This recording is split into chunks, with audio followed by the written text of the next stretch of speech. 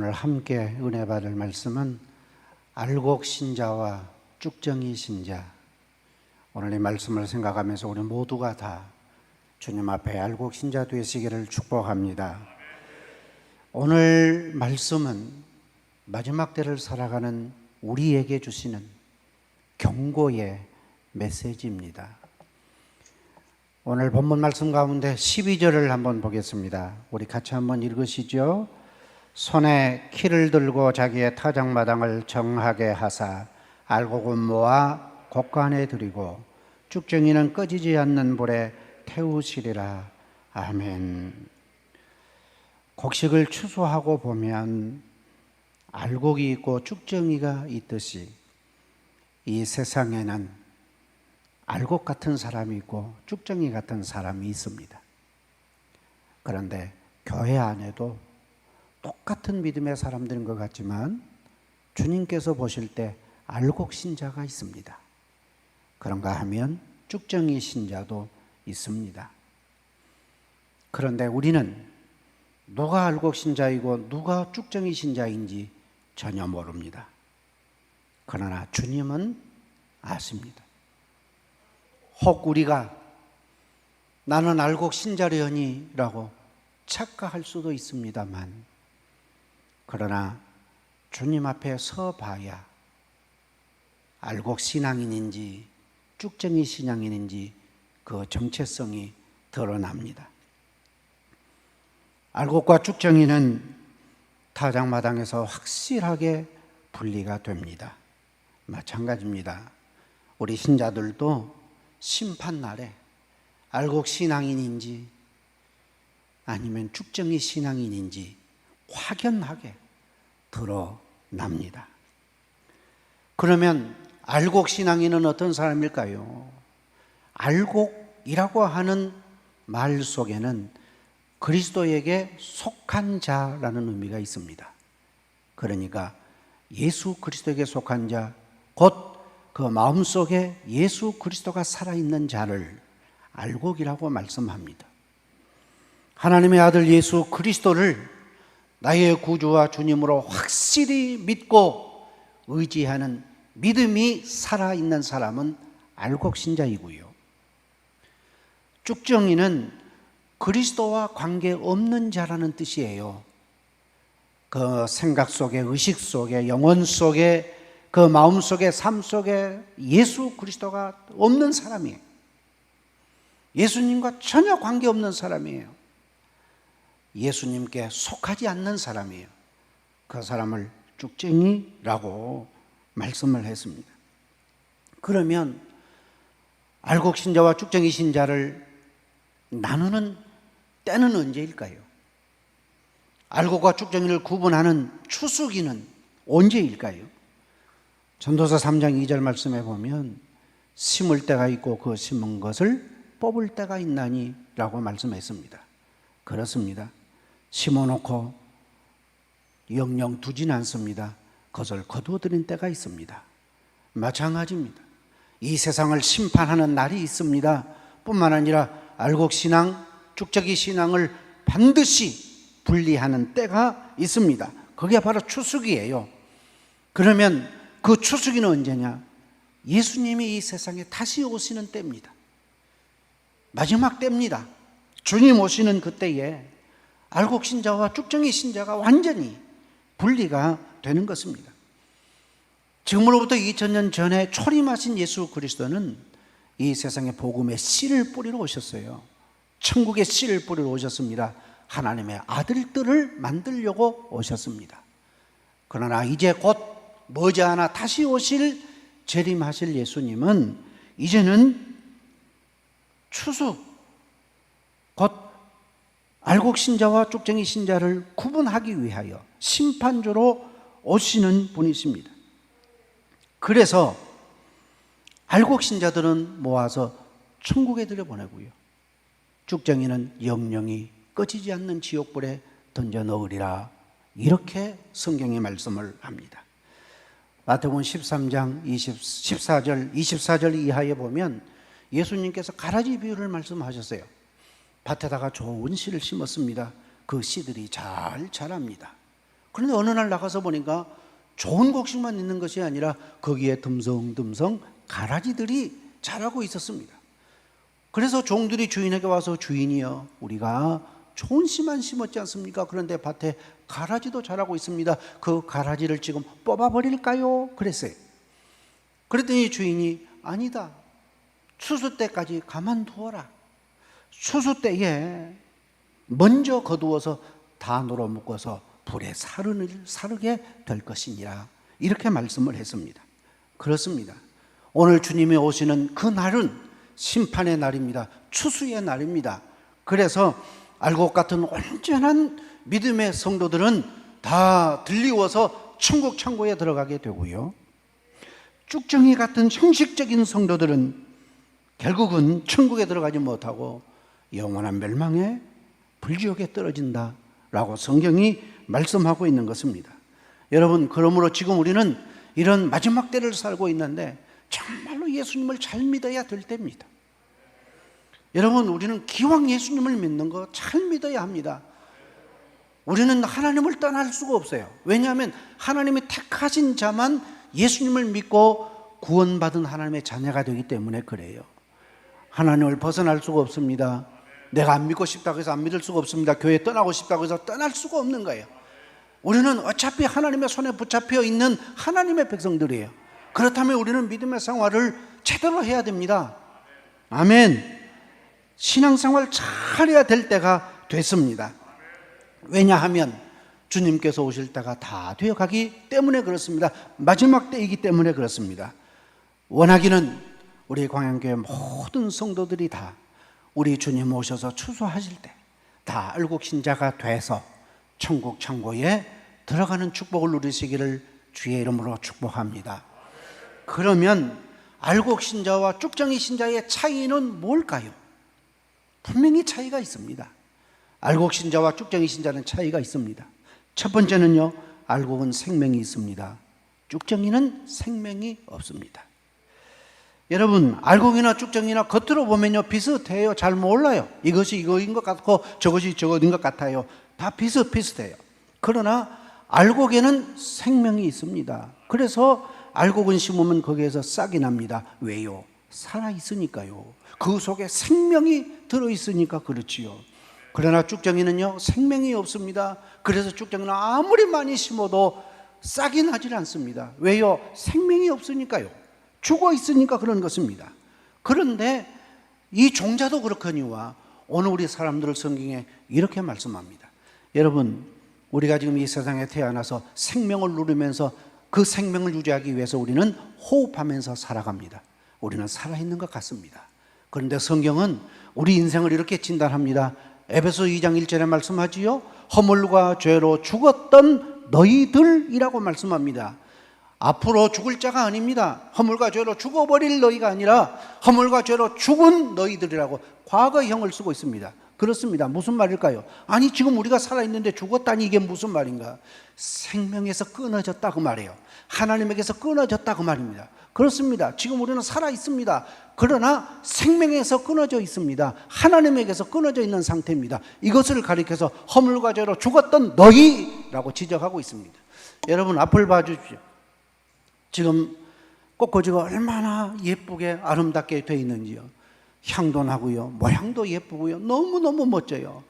그러나 살아있습니다. 그렇지만 실제로는 생명의 근원에서 끊어져 있습니다. 생명의 뿌리에서 단절되어 있습니다. 머지않아 시들 겁니다. 머지않아 형체조차도 추하게 변할 겁니다. 왜요? 생명에서 끊어져 있기 때문에 그래요. 우리가 똑같습니다. 지금은 살아있는 것 같습니다. 건강합니다. 활동합니다. 살아있는 것은 분명합니다. 그러나 우리는 진짜 생명에서는 끊어져 있습니다.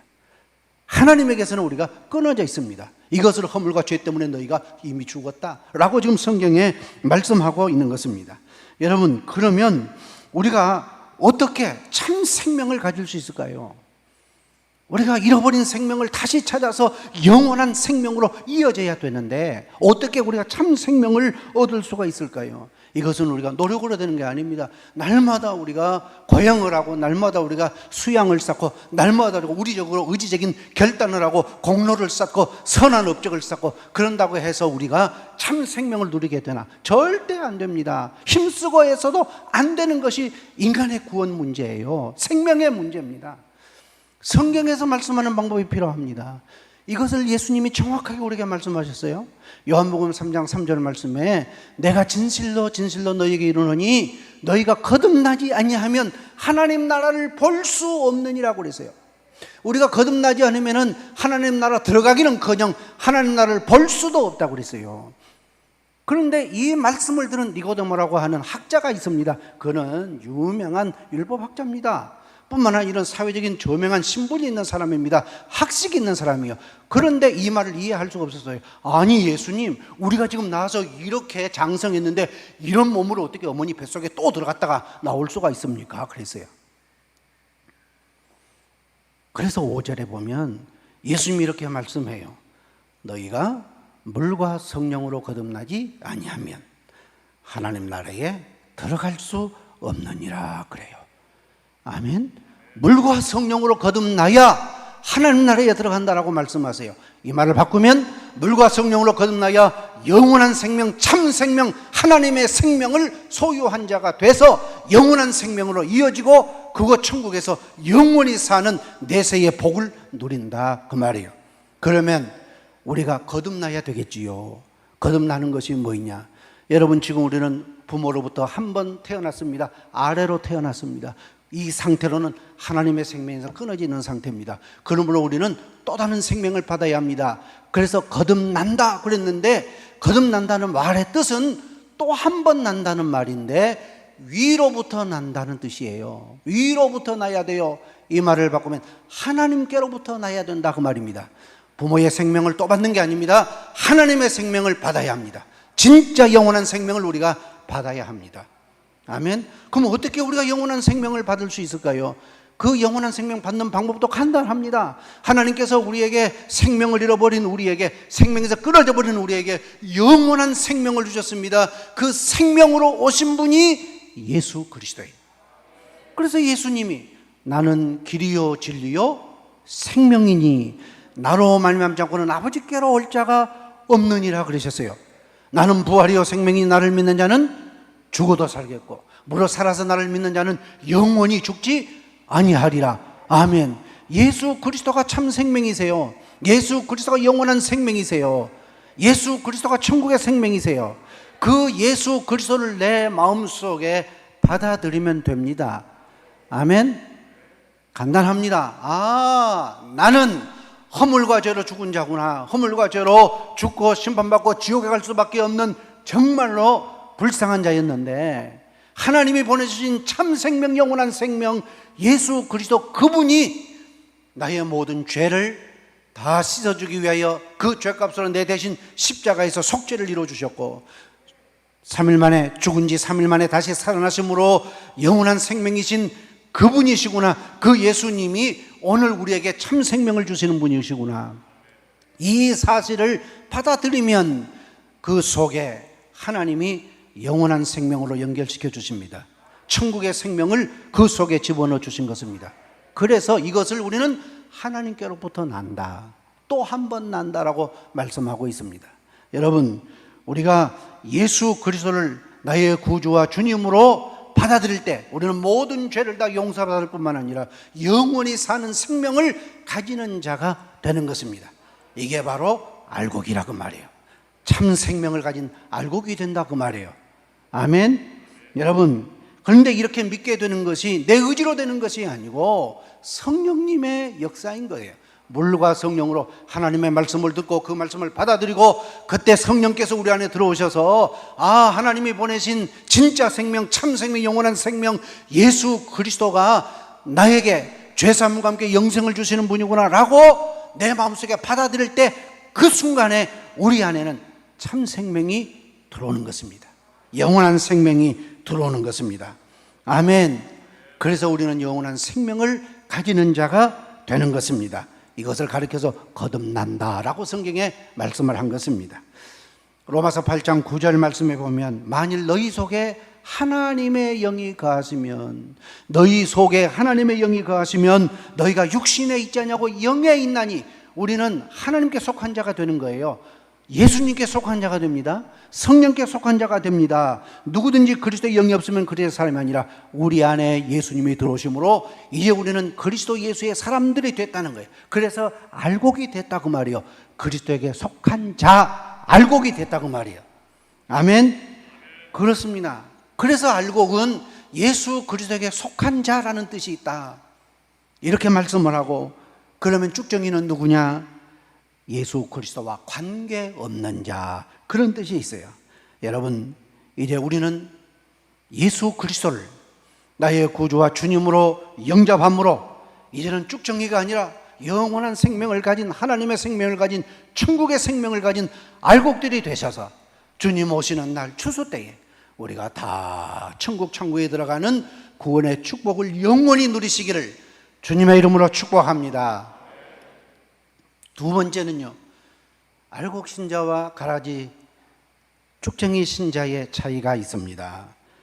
알곡은 무게가 있고요, 쭉정이는 무게가 없습니다.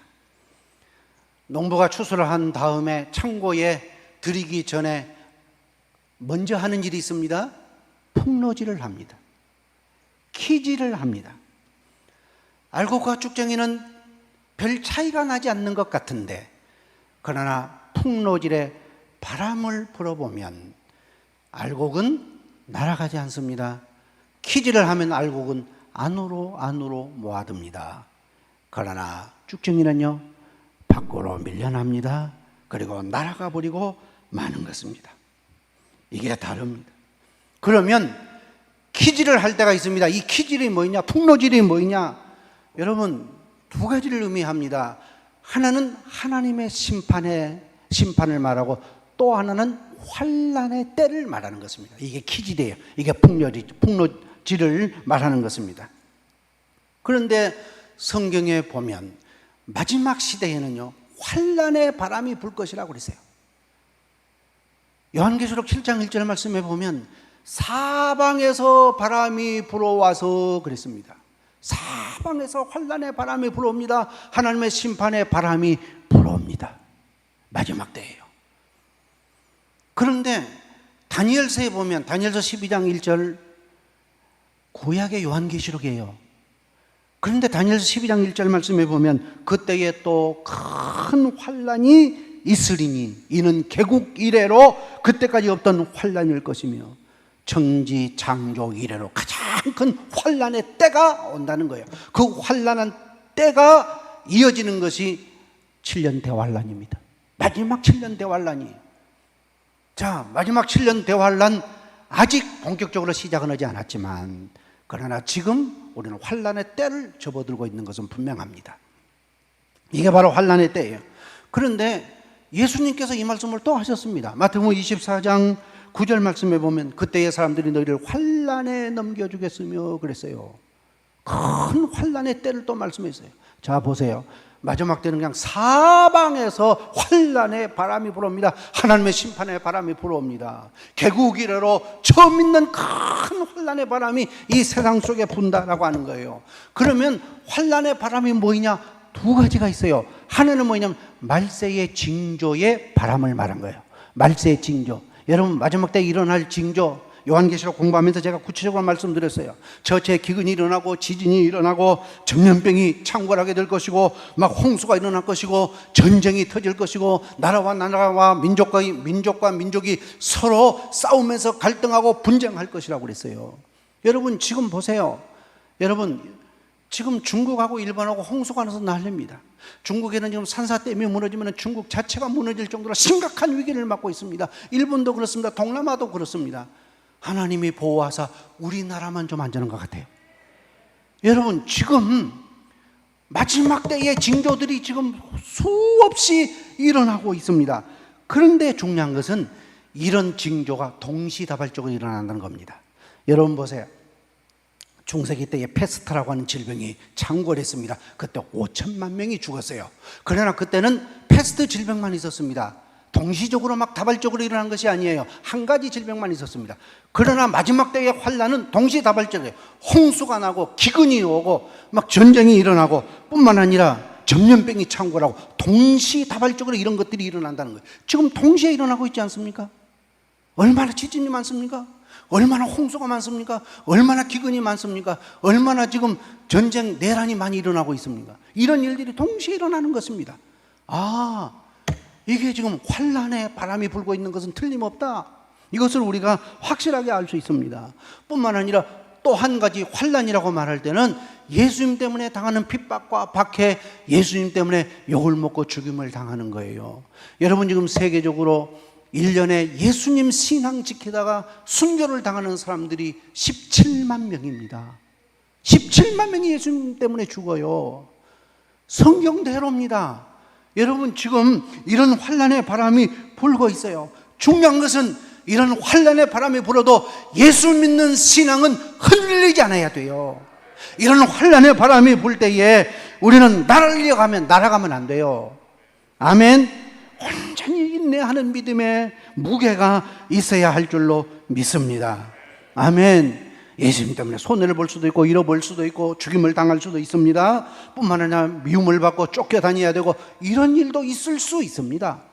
예수 못 믿게 되는 이런 시대가 옵니다. 그러나 우리는 오직 예수님 믿음 끝까지 지켜야 합니다.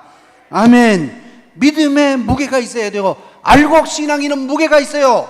쭉정이는 무게가 없어요. 날아가요. 바람에 다 날립니다. 쭉정이 신앙이 되면 안 된다, 그런 의미예요.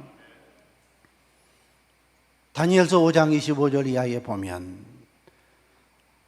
바벨론 나라의 다리오라고 하는 벨사살이라고 하는 왕이 잔치를 배설하고요. 1,000명의 귀인들을 모아놓고 잔치를 하면서 그 선조 때 예루살렘을 점령하면서 그 성전에서 탈취한 성전에서 사용하는 금그릇을 내가지고 거기에다가 술을 부어가지고 마시면서 하나님을 모독을 했어요.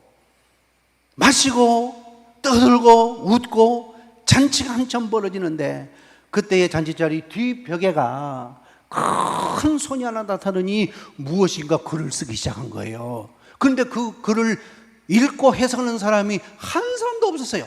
그런 가운데 다행히 다니엘이 수소문이 됐습니다. 다니엘이 와서는 딱 글씨를 딱 읽습니다. 메네 데겔 우바르신이라는 글입니다. 뜻이 뭐이냐? 하나님께서 왕을 저울에 달아보니까 무게가 부족합니다. 그래서 하나님께서 왕을 치실 것입니다. 그날 밤에 메대와 페르시아라고 하는 나라가 연합군을 형성해서 바빌론을 침략합니다. 그래서 나라가 망합니다. 그러면서 벨사살 왕은 죽임을 당하고 맙니다. 이게 역사적인 사실이 있었던 일이에요. 여러분 그렇습니다. 하나님께서 달아보실 때 무게가 부족하니까 하나님께서 치셨어요. 아멘. 그런데 잠언 24장 12절 말씀해 보니까 마음을 저울질 하시는 이가 그랬어요. 마음을 저울질 하시는 하나님. 오늘도 하나님은 저와 여러분의 마음을 저울질 하십니다. 오늘도 하나님은 저와 여러분의 믿음을 달아보십니다. 오늘도 하나님은 저와 여러분의 충성도를 달아보십니다. 오늘도 하나님은 저와 여러분의 헌금도 달아보십니다. 오늘도 하나님은 우리를 달아보시는 분이에요. 만일에 하나님의 저울에 너는 부족해 라고 하시면요, 얼마나 가슴 미어질 일입니까? 너는 무게가 없어.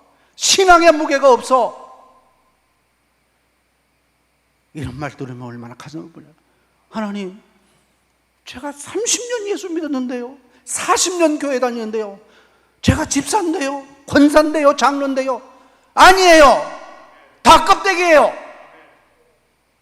껍데기는 천국 못 들어갑니다. 알고 계셔야 돼요. 여러분 속에 예수님의 살아계시는 무게가 있어야 됩니다. 내 안에 예수님의 살아계시는 무게가 있어야 합니다. 아멘. 요한계시록 6장 5절에 보세요. 하나님께서 이 세상을 심판하실 때 7년 대환란 중에 검은 말을 탄 자의 손에 저울이 있더라. 7년 대환란 때에 검은 말을 탄 자의 손에 저울이 있었다고요. 그래서요, 천국에 들어갈 자, 그리고 무게가 없는 쭉쟁이 같은 신자들 다 갈라내는 저울이 있었다고요. 여러분, 요한계시록 14장에 보면 구원받은 자 14만 4천 명이 나옵니다. 이들을 한마디로 큰 환난에서 나오는 자들인데 그랬잖아요. 환난을 이긴 사람들이요. 아멘. 환난을 이긴 사람들이요. 여러분, 우리도 어떤 환난이 와도 우리가 믿음 지켜야 합니다. 아멘. 어떤 환난에 바람이 불어도 우리는 믿음 지켜야 합니다. 아멘. 우리나라를 지나가는 태풍이 1년이면 30개가 넘어요. 그 중에 큰 태풍 하나 맞아 놓으면요, 나라가 쑥대밭이 되잖아요. 엄청난 사상자가 발생을 하고 그 건물들이 그냥 무너지기도 하고 날아가기도 하고 떠내려가기도 하고 이러잖아요. 그러나 그런 환난에 바람이 불어도 아주 견고한 건물은 무너지지 않습니다. 약간의 손상을 입을 수 있지만 떠내려가지 않습니다. 파괴되지 않습니다. 오늘 우리의 신앙도 무게가 있어야 된다. 우리의 신앙도 견고해야 된다.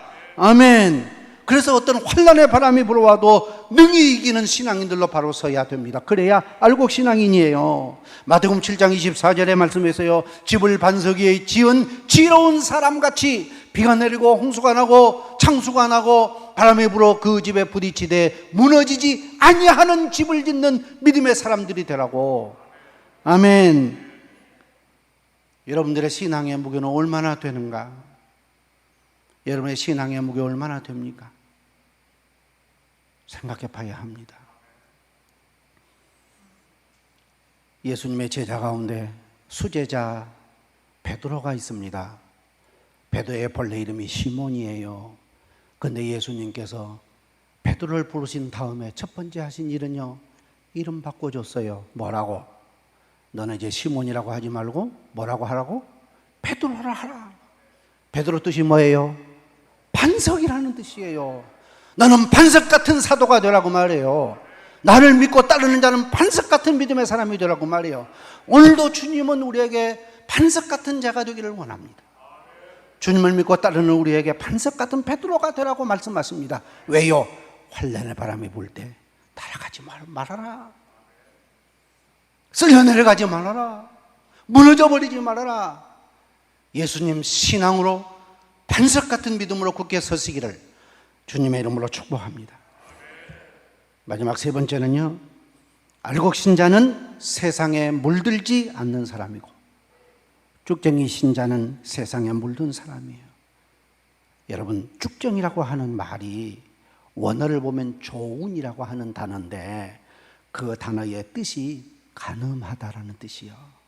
쭉정이는 뭐냐? 간음하다라는 뜻이요. 영적으로 간음하면 안 된다, 그런 뜻이에요. 예수님 신앙 변질되면 안 된다. 너희의 신앙이 세속화되면 안 된다. 주님보다 세상 것 더 사랑하지 말아라, 그런 뜻이에요. 가슴 아픈 일은 코로나19를 겪으면서 세속화된 교인들이 너무 많아졌다, 그래요. 예수님 하나님 중심이 아니고 예수님 중심이 아니야 자기 중심이야. 이제 교회 오고 싶으면 오고 오기 싫으면 안 와. 자기 중심의 신앙인들 껍데기로 조금 변하고 있다고 말해요. 세속주의예요.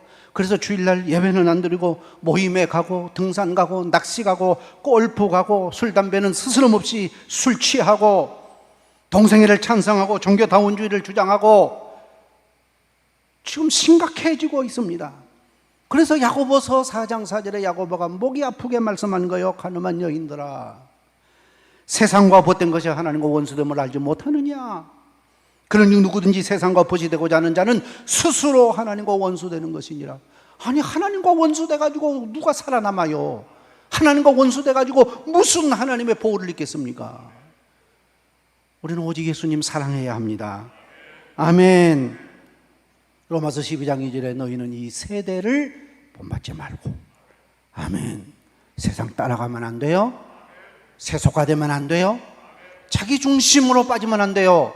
예수 중심에 해야지. 하나님 중심에 해야지. 자기 편리주의에 빠지지 마세요. 정신 바짝 차려야 할 때가 됐습니다. 베드로전서 1장 7절 말씀에 보면 우리의 믿음은 금보다 더 귀한 믿음을 가져라 그랬어요. 금보다 더 귀한 믿음이어야 돼요. 아멘. 여러분, 황금은요, 정금은요, 땅속에 아무리 오래 묻어두어도 변질되지 않아요. 그러나 쇠붙이는요, 땅속에 좀 묻어놓으면요, 그냥 녹이 슬어버려요. 부식해버려요. 그냥 썩어버려요. 우리는 성경에 정 같은 믿음의 사람들이 되라고 그랬어요. 변질되지 않는, 변색되지 않는 정금 같은 믿음의 사람들이 되라고 말씀을 해요. 아무리 세상이 죄악으로 관영해도 그러나 우리는 순결한 오직 예수님 신앙, 오직 예수님 제일주의로 살아야 합니다. 그게 알곡이라고 말해요. 변질되지 않는 알곡이어야 된다, 이렇게 말씀하고 있습니다. 그래서 우리는 세상을 이기면서 새 속에 물들지 아니하면서 순결한 믿음으로 계속해서 우리는 이겨나가는 자가 되어야 할 줄로 믿습니다. 여러분, 바다에 떠다니는 배를 보세요. 배는 물이 없이는 항해 기능이 없어요. 그러나 그 배 속에 물이 스며들면 그 배는 침몰하고 말아요. 바다의 물고기를 보세요. 짠물에 살아도 짠물이 그 속에 배어들지 않습니다. 왜요? 살아있기 때문이죠. 아멘. 살아있는 고기는 아무리 작은 고기라도 그러나 급류의 물살을 거스리고 올라가는 힘이 있잖아요.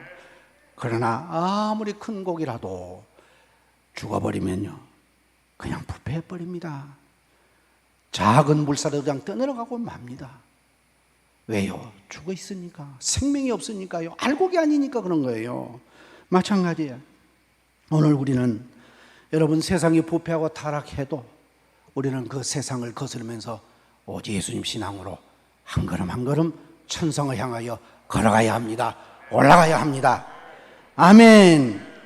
오늘 말씀을 정리합니다. 여러분, 이 세상은 알곡과 가라지가 공존하듯이 교회 안에도 진짜 알곡 같은 신앙인 계세요. 참 안타까운 것은 쭉정이 같은 신앙인도 있어요. 껍데기만 있어요. 나는 알곡 같은 성도일까, 쭉정이 같은 성도일까, 우리가 스스로 살펴야 돼요. 누가 손가락질하면서 내 믿음 그게 뭐이냐고 그러기 전에, 아니, 우리가 주님 앞에 섰을 때 너는 왜 그렇게 신앙의 무게가 없냐, 너는 왜 그렇게 쭉정이냐, 그러기 전에 오늘 우리 스스로의 신앙을 다시 한번 점검하면서 우리는 성경에서 말씀하신 대로 알곡 신앙인이 되어야 할 줄로 믿습니다. 가라지는 복을 받지 못합니다. 천국에 들어가지 못합니다. 가라지는 망합니다. 지옥불에 떨어집니다. 그러나 알곡 신자는 복을 받습니다. 천국에 들어갑니다. 영생을 누리게 됩니다. 우리 광양교회 모든 식구들이 다 한 사람도 빠짐없이 다 알곡 신앙인들이 돼서 주님 오시는 날 다 들림을 받아 천국 천국에 들어가는 알곡 신자 되시기를 주님의 이름으로 축복합니다. 축복합니다. 아멘. 기도하겠습니다. 하나님 아버지,